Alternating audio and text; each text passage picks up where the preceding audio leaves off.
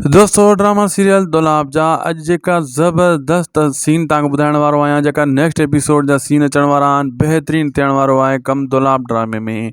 हिन अगर वीडियो के तव्हां अॼु न ॾिठो दोस्तों समझो तव्हां कुछ न ॾिठो। छा अचण वारे एपिसोड में हाणे शाहनवाज़ खान खुदकशी करे छॾींदो, पाण खे पुलिस जे हवाले न कंदो या पुलिस उन खे गिरफ़्तार करे वेंदी या शाहनवाज़ खान पाण खे गिरफ़्तारी खां पहिरियों ई गोली हणी जान छॾाईंदो पंहिंजी। सॼी अपडेट सॼो था हिन नंढड़े वीडियो में। उदासी टेक यूट्यूब चैनल के ज़रूर सब्सक्राइब कंदा ऐं लाइक कंदा शेयर कंदा जीअं सब खां पहिरियां नोटिफिकेशन तव्हांखे मिले अपडेट जो, ऐं बेल आइकन खे आल ते ज़रूर कंदा।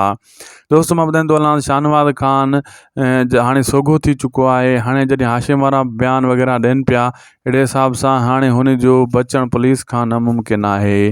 पोइ हिन केस में मां तव्हांखे ॿुधायो त शाहनवाज़ खान खे को मारींदो कोन, मंसूर खान इन खे कानूनी कार्रवाई में फसाईंदो ऐं घणो कर दोस्तों शाहनवाज़ खान गिरफ़्तार थी वेंदो ऐं गिरफ़्तारी खां बचण जे लाइ पाण जे पहिरियां प्लैनिंग कंदो, चालू खेॾंदो त मां इन गिरफ़्तारी खां बचां, कंहिं ॿिए खे फसायां। अगर सभिनी चालनि में नाकाम थी वेंदो जॾहिं पोइ पाण खे खुदकशी करण जी भी कोशिश कंदो शाहनवाज़ खान त मां इन खां ॿुॾी मरां, खुदकशी कयां, पुलिस जे हवाले पाण खे न कयां। ऐं थी सघे तो खुदकशी करे छॾे ऐं थी सघे तो पुलिस इन खे गिरफ़्तार करे खणी वञे ऐं पोइ शाहनवाज़ खान जो बुरो अंजाम ॾेखारियो वेंदो ऐं शाहनवाज़ खान सां बुरी हालत कई वेंदी। अचण वारा एपिसोड ज़बरदस्त थियण वारा आहिनि दुलाब ड्रामे जा, छो त हाणे आख़िरी 15 क़िस्तां खनि बचियूं आहिनि।